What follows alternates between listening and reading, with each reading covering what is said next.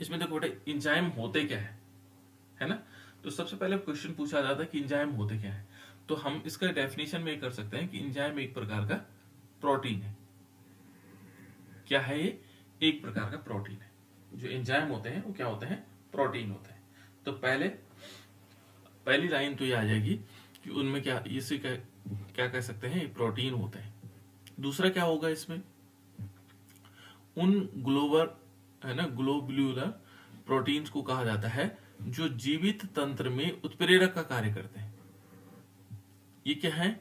Globular है ना, proteins है जिनको हम क्या कह सकते हैं, जीवित तंत्र में एक उत्प्रेरक का काम करते हैं। कौन? एंजाइम। एंजाइम की परिभाषा में ये दो ही लाइन लिखने आप। ये क्या है? एक प्रकार के प्रोटीन है और एक ग्लोबल प्रोटीन को कहा जाता है जो जीवित तंत्र में क्या होता है, उत्प्रेरक का कार्य करते हैं। ये उत्प्रेरक हमारे शरीर में एंजाइम जो होते हैं उत्प्रेरक का काम करते हैं, है ना। क्या काम करते हैं? उत्प्रेरक का काम करते हैं। अब जैसे एंजाइम पहला देखें, पहला एंजाइम क्या है? इन्वर्टेज है। जो इन्वर्टेज एंजाइम है वो क्या करता है, सुक्रोज को ग्लूकोज और फ्रक्टोज में तोड़ देता है। ये हमें पहले से भी पता है। क्या करता है? ग्लूकोज को सॉरी सुक्रोज को क्या करता है, जो इन्वर्टेज है बेटा क्या करता है, इन्वर्टेज याद भी रखना, ये बार बार हम रिवीजन कर रहे थे इसका। इन्वर्टेज क्या करता है, जो हमारे पास सुक्रोज होता है, सुक्रोज किसे कहते हैं? गन्ने की शक्कर को, है ना। गन्ने की शक्कर को हम बोलते हैं सुक्रोज। गन्ने की जो शक्कर होती है वो सुक्रोज होता है। और इसको किस में तोड़ देता है? एक तो ग्लूकोज में तोड़ता है और दूसरा किस में तोड़ देता है? फ्रक्टोज में। क्या करता है? फ्रक्टोज। एक तो किस में तोड़ता है? ग्लूकोज में और एक फ्रक्टोज में। तो दो प्रकार की चीजों में तोड़ देता है इसको, ठीक है ना। कौन? इन्वर्टेज। एक पॉइंट तो ये याद रखना है। दूसरा क्या होता है? एमाइलेज होता है बेटा। अब एंजाइम थोड़ा हम बढ़ा देंगे, ठीक है ना। पहले एक जाइमेज था। जाइमेज क्या करता था? कोई बता सकता है जाइमेज क्या करता होगा? जल्दी बताओ, जाइमेज क्या काम करता है? जो हमारे पास जाइमेज है, ये जाइमेज क्या काम करता है? ये जो एंजाइम है ये क्या काम करता है?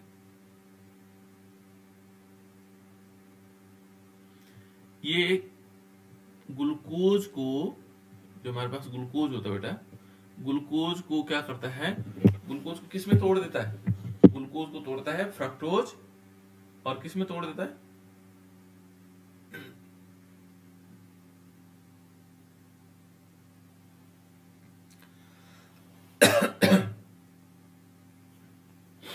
क्या कर सकता है बेटा? ग्लूकोज को अल्कोहल में तोड़ देता है, अल्कोहल बना देता है इससे, है ना। क्या बनता है? ग्लूकोज से इथाइल अल्कोहल बनता है, ठीक है ना, ठीक है ना। और क्या बना देता? Ethyl alcohol. अब कैसे होगा बेटा? देखो, एक तो हो गया जाइमेज, है ना। लेकिन यहां पर एक और एंजाइम है, वो है एमाइलेज। क्या है? एमाइलेज। ये याद रखना है आपको। क्या है? एमाइलेज। एमाइलेज क्या करता है? ये तोड़ देता है स्टार्च को। देखो, स्टार्च, स्टार्च को तोड़ेगा एन मॉलिक्यूल ग्लूकोज में। बहुत सारे मॉलिक्यूल क्या बना देगा? ग्लूकोज के बना देगा। स्टार्च को एमाइलेज क्या करेगा? एन मॉलिक्यूल ग्लूकोज में बना देगा, ठीक है। उसके बाद एक और है माल्टोज, है ना, माल्टेज जिसको हम कहते थे, माल्टेज। ये माल्टेज होगा, तो माल्टेज क्या करेगा? माल्टोज को दो मॉलिक्यूल ग्लूकोज में तोड़ देता है। जो लैक्टोज है, ठीक है ना, तो लैक्टोज क्या होगा? जो लैक्टोज होगा, ये लैक्टोज क्या करेगा? ये लैक्टेज है बेटा। लैक्टेज क्या करेगा? लैक्टेज क्या करेगा? लैक्टोज को ग्लूकोज और गैलेक्टोज में तोड़ देता है, ठीक है ना। हम लैक्टेज कह रहे थे, लेकिन ये क्या है? गैलेक्टोज है। जो हमारे पास लैक्टेज नामक एंजाइम है वो क्या करेगा? एक तो लैक्टोज को क्या करेगा? ग्लूकोज और साथ साथ में लैक्टोज में तोड़ देगा। और एक है यूरिएज। यूरिएज एक नया एंजाइम्स है जो हम अभी तक नहीं पढ़ रहे थे। ये है यूरिएज। यूरिएज क्या करता है? यूरिया को कार्बन डाइऑक्साइड और अमोनिया में तोड़ देता है।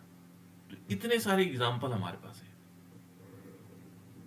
ठीक है ना। ये एग्जाम्पल है जिनके आधार पर हम कह सकते हैं कि क्या कहाँ पर क्या क्या चीजें हो सकती है ना।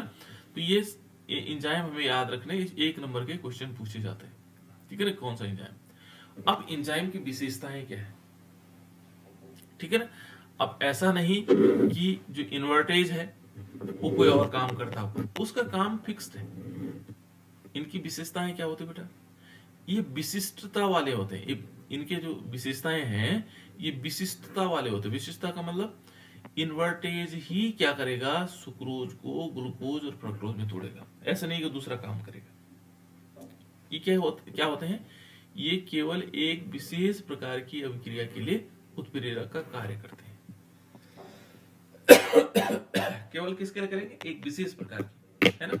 माना हमने कहा इन्वर्टेज, तो इन्वर्टेज क्या करेगा, सुक्रोज को ग्लूकोज और फ्रक्टोज में तोड़ेगा, दूसरा काम नहीं करेगा, है ना, दूसरी अभिक्रिया के लिए उत्प्रेरक नहीं बनेगा, ठीक है ना। मैंने कहा जाइमेज, तो जाइमेज क्या काम करेगा, ग्लूकोज को इथाइल अल्कोहल में तोड़ेगा, वो फिक्स्ड है ना। तो ये क्या करता है, केवल ये कहता है कि ये केवल एक विशेष प्रकार की अभिक्रिया के लिए उत्प्रेरक का कार्य करती है। जैसे देखो यूरिएज क्या करता है, जो हमने यूरिएज का एग्जांपल लिया, तो यूरिएज क्या करेगा, यूरिएज ये हमारे पास यूरिया का फॉर्मूला क्या होता है बेटा, नया फॉर्मूला है, यूरिया का फॉर्मूला है NH2CONH2। ये बहुत इंपॉर्टेंट इसलिए है कि प्रयोगशाला में पहली बार इसी को बनाया गया था, ठीक है ना। इससे पहले कोई कंपाउंड प्रयोगशाला में नहीं बनते थे। तो यहाँ पर देखो, इस पर हमने क्या करवाया, H2 की रिएक्शन करवाई और यहाँ पर लिया यूरिएज, क्या लिया, यूरिएज। तो यूरिएज ने क्या किया, ये 2 मॉलिक्यूल अमोनिया बना देता है और साथ साथ में क्या बन जाएगा, ammonia plus carbon dioxide, NH3+CO, ठीक है ना, यूरिएज बना। तो एक तो ये क्या होते हैं, विशिष्ट होते हैं, ये याद रखना। इसकी विशेषताएं क्या है, एंजाइम की विशेषताएं, ये केवल एक विशेष प्रकार की अभिक्रिया के लिए उत्प्रेरक का कार्य करते हैं, ठीक है ना। दूसरा उत्प्रेरक दक्षता, है ना। उत्प्रेरक दक्षता का मतलब क्या होगा कि एंजाइम अत्यधिक क्या होते हैं, क्रियाशील उत्प्रेरक हैं और क्रिया की दर को कई गुना बढ़ा देते हैं। यहां पर हम एक चीज लिख सकते हैं कि यह अभिक्रिया की क्रिया की दर, यह क्या कर देता है, किसी भी अभिक्रिया की दर को कई गुना बढ़ा देता है। इसको हम ऐसे लिख सकते हैं, अपनी भाषा में लिख सकते हैं, है ना, कि जो एंजाइम होते हैं ये क्या करते हैं, जो क्रिया होती है, कोई रासायनिक क्रिया होती है, उसकी दर को कई गुना बढ़ा देती है। बस ये हमारे पास हो सकता है। तो ये हम इसको लिख सकते हैं कि ये दक्षता बहुत तेज बढ़ा देता है। नेक्स्ट है बेटा इसमें देखो, ये तो था किसका, एंजाइम के बारे में। एंजाइम क्या होते हैं और उसकी विशेषताएं क्या होती हैं, ठीक है, उसकी विशेषताएं क्या हो सकती हैं। देखो एक और है, उत्प्रेरक क्या होता है, कम मात्रा भी अभिक्रिया को उत्प्रेरित करने के लिए काफी होती है। इसकी यदि हमारे पास एंजाइम कम है, बहुत कम एंजाइम है, तो वही क्या माना जाता है, वो बहुत मात्रा होती है। एक अभिक्रिया को पूर्ण करने के लिए एंजाइम की बहुत काफी हो जाती है, यानी कि हमें थोड़ी सी मात्रा भी चाहिए, तो एंजाइम थोड़ी मात्रा में है तो हमारे पास क्या हो जाएगी, वो अभिक्रिया हो जाएगी। जैसे उदाहरण के लिए, है ना, कितनी कम मात्रा होगी, कि जो रेनिन होता है, रेनिन क्या है बेटा, एंजाइम है। रेनिन क्या है, एंजाइम है, ठीक है ना। और रेनिन एंजाइम की थोड़ी मात्रा कई गुना दूध प्रोटीन को स्कंदित कर देता है। मान लीजिए हमारे पास क्या है, पेट में हमारे अमाशय में निकलता है रेनिन, जो रेनिन है अमाशय में निकलता है, ठीक है। अमाशय ऐसा देखा होगा आप लोगों ने, इस टाइप का होता है, एक ऐसे थैलीनुमा संरचना होती है, इसमें रेनिन निकलता है। क्या निकलता है, रेनिन। और ये कह रहा है कि थोड़ी मात्रा का मतलब ये थोड़ी कि बहुत कम मात्रा है, यानी कि 0.1 ml मान लो, 1 ml भी नहीं होगा, है ना, इससे भी छोटी मात्रा है, 1 ml यदि माना है, ठीक है ना। तो ये क्या करेगा, कई गुना दूध को जो है स्कंदित कर देता है। स्कंदित का मतलब वो दही के रूप में बना देता है, उसको स्कंदन कर देता है। स्कंदन जैसे हमने कल देखा था, जब प्रोटीन को हम क्या कर रहे थे, उसे ताप दे रहे थे, तो क्या हो रहा था, स्कंदित हो जा रहा था। तो ये क्या कर देता है, स्कंदित कर देता है उसको, ठीक है ना। और इसकी विशेषताएं क्या होती है बेटा, ये अनुकूलतम तापमान एवं पीएच पर ही काम करते हैं, ध्यान रखना। आपने कहा यदि हमारे शरीर का तापमान 37 डिग्री सेल्सियस है, 37 के लगभग होता है ना, जिसको हम बोलते हैं 98.4 फ़ारेनहाइट है। ये फ़ारेनहाइट में क्या होता है, 98 होता है, और इसमें कितना होता है, 36 दशमलव समथिंग होगा, तो 37 मान लो। जो एंजाइम होते हैं वो अधिक ताप पर काम नहीं करते। ये जैसे मान लीजिए हमने कहा ये 37 डिग्री है, अब हमारे शरीर का तापमान 45 हो जाए, ये 42 हो जाए, या हमने क्या किया, इस एंजाइम को 42 डिग्री पे ले आए, 42 तो हो नहीं सकता हमारे शरीर का तापमान, तब तक जो है आदमी की मौत हो जाएगी, है ना। पर मान लीजिए अधिक ताप हो गया, तो देखो किसी एंजाइम, कोई भी एंजाइम है कि उत्प्रेरकीय क्रियाशीलता किसी विशिष्ट ताप पर और पीएच पर अधिकतम होती है। जैसे मानव में जितने एंजाइम हैं वो इस डिग्री यानी कि 98.4 फ़ारेनहाइट पर बहुत अच्छा काम करते हैं, और उससे ऊपर क्या नहीं करेंगे, वो काम नहीं करेंगे, ठीक है ना। तो एक तो इनके ये क्या होते हैं, इनकी विशेषता ये है कि इनके लिए अनुकूलतम ताप चाहिए और पीएच चाहिए। ये कम मात्रा क्या करेगी, ये या नोट करना बेटा, इनकी विशेषताएं बहुत इंपॉर्टेंट है ना। और एक और है इसमें, देखिए कि जैसे एंजाइम है, ये कहता है कि एंजाइम समंदक, समंदक है ना, समंदक होते हैं। जैसे माना क्या, HCN हो गया, H2S हो गया, CS2 हो गया, की उपस्थिति में एंजाइम अपनी क्रियाशीलता खो देता है। देखो यदि माना ये हुए उनमें, जैसे मैंने H2S डाल दिया, तो ये क्या कर देगा, अपनी क्रियाशीलता को खो देगा, कौन, एंजाइम, ठीक है। ये कुछ विशेषताएं हैं बेटा जो किसकी हैं, एंजाइम। अब इसमें एक फिक्स्ड, हमने कहा था शुरू में, कह रहा था कि जैसे मान लीजिए हमारे पास क्या है, एक एंजाइम है और कोई अभिक्रिया है, कोई अभिक्रिया हमारे पास है, और उसके लिए, इस अभिक्रिया के लिए एक विशेष एंजाइम ही काम करता है, ठीक है ना। तो ये देखो एंजाइम की उत्प्रेरण की क्रियाविधि, उत्प्रेरण की क्रियाविधि किस प्रकार से हो सकती है ना। तो देखो फिशर एक साइंटिस्ट थे, उन्होंने कहा ताला चाबी क्रियाविधि। कौन सी क्रियाविधि थी बेटा, ताला चाबी क्रियाविधि, किसके लिए, एंजाइम के लिए। ताला चाबी की क्रियाविधि क्यों कहा, जैसे हमारे पास घर में ताला है, तो ऐसा तो होता नहीं कि जिस, माना एक ताला है तो उसके लिए फिक्स चाबी है, ऐसा तो होता नहीं कि एक ताला कई चाबियों से खुल जाए, फिक्स चाबी होती कि नहीं होती। जैसे माना हमने कहा कि हमारे घर में ताला है तो उसके लिए एक निश्चित चाबी है ना। जैसे हम स्कूल में जाते हैं तो हमारे पास बहुत सारी चाबियां होती हैं, है ना। तो ऐसा नहीं कि इन सब चाबियों से सारे ताले खुल जाएंगे, एक फिक्स चाबी एक फिक्स ताले के लिए, तो इसलिए इसको क्या कहा, ताला चाबी क्रियाविधि, है ना। लो तो ये क्या करता है, देखो एंजाइम यहाँ पर क्या है, एंजाइम के अणुओं की सतह पर क्या होता है, सक्रिय स्थान होता है अथवा गड्ढे उपस्थित होते हैं। माना एंजाइम है, हमने कहा एंजाइम हमारे पास है, तो एंजाइम में क्या है, इस प्रकार से देखो, ये माना कोई गड्ढा है, यहाँ पर देख लीजिए, हमने कहा ऐसा ऐसा कुछ बना हुआ है, ये इस टाइप से, और इसमें फिक्स गड्ढे ऐसे बने हुए हैं, मान लीजिए एक गड्ढा इस टाइप से बना दिया, है ना। ये एंजाइम है। तो इसके लिए जो क्या होगा, जो एंजाइम आएगा, ये क्या हो गया, एंजाइम पदार्थ हो गया हमारे पास, है ना। ये क्या है, हमारे पास पदार्थ है, कोई पदार्थ है ना। और ये क्रिया है, अभिक्रिया है ना। अब इसके लिए जो एंजाइम आएगा उसमें भी ऐसे खांचे होंगे, ऐसे जो इसमें फिट बैठ जाए, ऐसे वाला, ऐसा होगा। तो इन्होंने इसको कहा ताला चाबी क्रियाविधि, ठीक है ना। एंजाइम अणुओं की सतह पर सक्रिय स्थान अथवा गड्ढे उपस्थित होते हैं, ठीक है ना।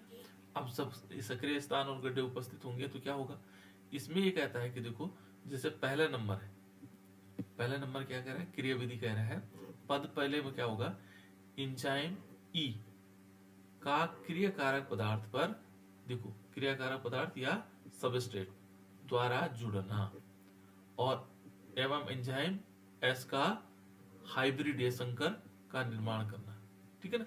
तो देखो बेटा यहाँ पर ई है हमारे पास, ये ई है, इसने सबस्ट्रेट से जुड़ा और क्या बना दिया, ई एस बना दिया। ई क्या हो गया, एंजाइम, एस क्या हो गया, सबस्ट्रेट हो गया, और ई एस बना दिया, ये क्या हो गया, सब जो उत्पाद हो गया।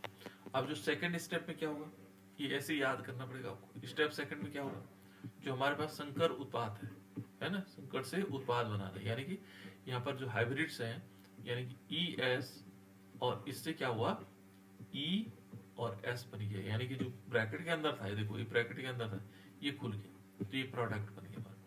तो ये दो लाइन बनानी है, और ये ताला चाबी ये 2-3 बार एग्जाम में पूछा गया, ठीक है ना, इस प्रकार से हो सकता है। ये इसकी ताला चाबी क्रिया, ठीक है ना।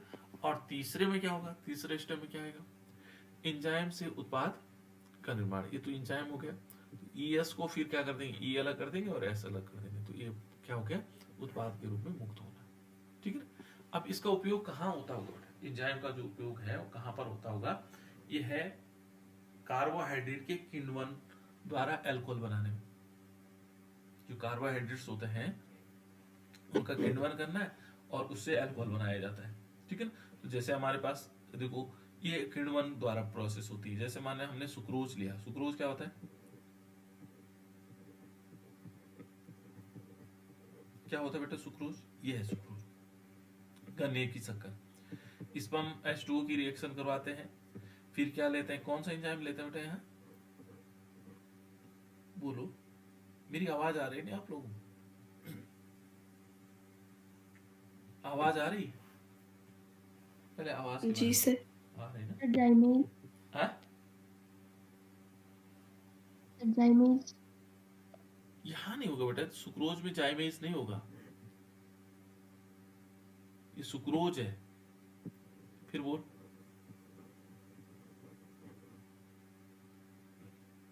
सुक्रोज में होगा इन्वर्टेज। Sir invertase. हाँ इन्वर्टेज, नींद में सब लोग बच्चे नींद में सब कुछ आता है। क्या होगा बेटा यहाँ पर, इन्वर्टेज, इन्वर्टेज, ये इन्वर्टेज होगा, है ना। और तब बनेगा ग्लूकोज C6H12O6 बनेगा, और एक बनेगा फ्रक्टोज C6H12O6। ये अभी प्रोसेस है कार्बोहाइड्रेट से, फिर यहां पर आएगा, तब आएगा जाइमेज C6H12O6, ये है ग्लूकोज। और ग्लूकोज को हम क्या लेंगे, क्या लेंगे यहाँ पर, बोलो, सर जाइमेज। हाँ अब जाइमेज लेंगे, क्या लेंगे, जाइमेज, और तब बनेगा बेटा एल्कोहल CH3CH2OH, इथाइल अल्कोहल बनेगा और प्लस कार्बन डाइऑक्साइड बनेगा, ठीक है ना। तो यहाँ ये ध्यान रखना में कि जाइमेज क्या करेगा, ये ग्लूकोज को इथाइल अल्कोहल में बदल देगा, और इन्वर्टेज क्या करेगा, सुक्रोज को ग्लूकोज और फ्रक्टोज में बनाएगा। ये फिक्स्ड है अभिक्रियाएं, ऐसा नहीं कि अलग अलग। तो ये जो कार्बोहाइड्रेट का किण्वन है ना, है ना, किण्वन द्वारा अल्कोहल बनाने की विधि, तो ये कार्बोहाइड्रेट का, अच्छा ठीक है ठीक है, अंजलि ने ये देखा कि अल्कोहल बनाने की विधि, तो ये यहाँ से उसने कहा अल्कोहल तो जाइमेज द्वारा बनता है ना। तो हम पहले सुक्रोज को तोड़ेंगे बेटा ग्लूकोज में, ग्लूकोज को तोड़ेंगे किसमें, अल्कोहल में, तब बनेगा, है ना। तो उसके लिए हमें अलग अलग चाहिए। तो यहाँ क्या होगा, देखो हम सीधे कार्बोहाइड्रेट से क्या बना रहे हैं, अल्कोहल बना रहे हैं, ठीक है, ठीक कह रहे थे वो अपने हिसाब से, ठीक है। तो यहाँ पर आ जाएगा। दूसरा है बेटा देखो, दूध से पनीर बनाना, दूध से पनीर कौन सा एंजाइम बनाता है, दूध से पनीर बन जाता है। यदि दूध से हमें पनीर बनाना होगा, अब तुम बताओगे क्या करते हैं, आप लोग क्या करते हैं, दूध से पनीर बनाने के लिए क्या करते हैं, सिरका डालते हैं या खट्टी चीजें डालते हैं, लेकिन ऐसा नहीं, इसमें डालेंगे रेनिन। कौन सा एंजाइम डालेंगे, रेनिन, याद रखना, कौन सा डालेंगे इसमें, रेनिन। रेनिन क्या होता है बेटा, एंजाइम होता है ना, जो प्रॉपर, ये तो हम जबरदस्ती उसको क्या करते हैं, नींबू डाल करके दूध को मतलब उसको फाड़ देते हैं ना, यानी कि दूध से पनीर बनाने के लिए। लेकिन होता क्या है, रेनिन को हम यूज कर सकते हैं। तो यहाँ एंजाइम क्या है, ये देखो, दूध से पनीर बनाने का, पनीर के निर्माण में हम रेनिन का प्रयोग कर सकते हैं। तो रेनिन एंजाइम है ना। और जो हमारे पास अन्य चीजें वो एंजाइम नहीं होती है, ठीक है। अब ये तो था बेटा हमारे पास एंजाइम के बारे में, ठीक है ना। एंजाइम के बारे में हमें एंजाइम की परिभाषा याद करनी है, उसकी विशेषताएं क्या है और उसकी क्रियाविधि, ये वाला ताला चाबी क्रियाविधि है ना, ये ताला चाबी क्रियाविधि भी इंपॉर्टेंट है, ठीक है ना, एक दो बार इसने पूछा हुआ है। तो एंजाइम से ये 3 क्वेश्चन बनते हैं, इससे अलावा कोई क्वेश्चन नहीं बनता है ना, तो 3 हो गए। उसके बाद नेक्स्ट पार्ट है बेटा हमारे पास न्यूक्लिक एसिड। उसके बाद क्या है, न्यूक्लिक एसिड, न्यूक्लिक अम्ल जिसको हम बोलते हैं। न्यूक्लिक अम्ल होता क्या है, न्यूक्लिक अम्ल पहले लाइन देखेंगे तो न्यूक्लिक अम्ल क्या है, बायोमोलिक्यूल्स होते हैं, जैव अणु होते हैं। क्या बोलते हैं उनको, बायोमोलिक्यूल। पहली विशेषता न्यूक्लिक अम्ल क्या है, बायोमोलिक्यूल है, जैव अणु। और ये सभी, देखो ये क्या कहता है कि ये सभी जीवों की कोशिकाओं के केंद्रक में उपस्थित होते हैं। न्यूक्लिक अम्ल क्या होते हैं, जितने भी हमारे पास जीवित प्राणी हैं उनके जो कोशिका है, कोशिका के केंद्रक में रहते हैं। कोशिका के अंदर केंद्रक होता है ना, कोशिका जो सेल होती हैं उसके अंदर एक क्या होता है, केंद्रक होता है, उस केंद्रक में रहता है न्यूक्लिक अम्ल। और इनकी जो संरचना होती है बेटा वो धागे के समान होती है, जैसे धागा नहीं रहता ऐसे धागे के समान होता है। 3-4 चीजें, आप न्यूक्लिक अम्ल की परिभाषा पूछेगा तो क्या करोगे, पहले लिखोगे ये बायोमोलिक्यूल्स होते हैं, ये सभी जीवों की कोशिकाओं के केंद्रक में उपस्थित होते हैं, इनकी संरचना धागे के समान होती है। 3 लाइन तो हमने परिभाषाओं में लिख ली, ठीक है ना। जीवित, उसके बाद है जीवित कोशिकाओं में प्राणियों के विकास एवं प्रजनन में महत्वपूर्ण भूमिका निभाते हैं। ये क्या करते हैं, कोशिकाओं के, प्राणियों का विकास करते हैं। एक तो प्राणियों के विकास में ये जो छोटे छोटे धागे जैसे संरचना है उनके विकास में, और प्रजनन में महत्वपूर्ण भूमिका निभाते हैं। प्रजनन में क्या करते हैं, महत्वपूर्ण भूमिका निभाते हैं। तो ये है न्यूक्लिक एसिड। और वो कौन है, उदाहरण क्या है इनके, देखो आगे भी है बेटा। देखो न्यूक्लिक एसिड क्या होते हैं, जैव बहुलक भी होते हैं, पॉलीन्यूक्लियोटाइड्स भी कह सकते हैं इसको। क्या बोल सकते हैं, जो न्यूक्लिक एसिड है उनको हम क्या बोलेंगे, पॉली न्यूक्लियोटाइड। अभी हम न्यूक्लियोटाइड्स और न्यूक्लियोसाइड्स पढ़ेंगे है ना। और इनमें क्या होगा, इनमें उपस्थित जो है इकाई को हम इकाई की न्यूक्लियोटाइड्स कहते हैं, ठीक है ना। यदि माना क्या हुआ, न्यूक्लिक एसिड क्या होते हैं, बायोमोलिक्यूल्स होते हैं, और इनमें उपस्थित जो इकाई को हम क्या कहते हैं, इकाई को हम क्या कहते हैं, न्यूक्लियोटाइड्स कहते हैं। जो इनकी इकाई होगी हम न्यूक्लियोटाइड्स कहेंगे। और न्यूक्लिक एसिड क्या क्या है, माना हमें पूछे कि न्यूक्लिक अम्ल क्या है, एक होता है बेटा डीएनए और दूसरा होता है RNA. Deoxy ribose nucleic acid, ribose nucleic acid, इसको क्या बोलेंगे, डीऑक्सी। क्या बोलेंगे, डीऑक्सी, ये डीऑक्सी होता है। और ये होता है राइबोज, है ना, डीऑक्सी राइबोज न्यूक्लिक एसिड, और ये राइबोज न्यूक्लिक एसिड। इसमें डीऑक्सी, ऊपर वाले में डीऑक्सी होगा, नीचे वाले में क्या होगा, राइबोज न्यूक्लिक एसिड। तो ये दोनों क्या है, न्यूक्लिक एसिड। तो हमें विशेषताएं पता लग गई, एक तो बायोमोलिक्यूल्स होते हैं, सभी जीवों की कोशिकाओं के केंद्रक में पाए जाते हैं, धागे जैसी इनकी संरचना होती है ना। और जीवित कोशिकाओं में प्राणियों के विकास और प्रजनन में महत्वपूर्ण भूमिका निभाते हैं, ठीक है ना। और इनको हम पॉलीन्यूक्लियोटाइड्स भी कहते हैं, ठीक है ना, जैव बहुलक भी कहते हैं। अभी बताएंगे न्यूक्लियोटाइड्स क्या है, न्यूक्लियोसाइड्स क्या है। तो देखो अब न्यूक्लिक एसिड, देखो न्यूक्लिक एसिड हमारे पास दो चीजें, दो प्रकार के होते हैं। न्यूक्लिक एसिड क्या होंगे, दो प्रकार के होंगे, और एक होगा प्यूरिन्स और दूसरा होगा पिरिमिडीन। न्यूक्लिक एसिड कितने प्रकार के होंगे, दो प्रकार के। कौन कौन से होंगे, कौन कौन से होंगे बेटा बोलो, प्यूरीन, क्या बोलेंगे, प्यूरीन। और दूसरा क्या होगा, पिरिमिडीन, प्रीमिडीन। एक तो प्यूरिन होगा और दूसरा क्या होगा, पिरिमिडीन होगा। तो दो प्रकार के न्यूक्लिक एसिड्स होते हैं। न्यूक्लिक एसिड कितने प्रकार के होंगे, दो, एक प्यूरिन हो गए, पिरिमिडीन्स हो गए।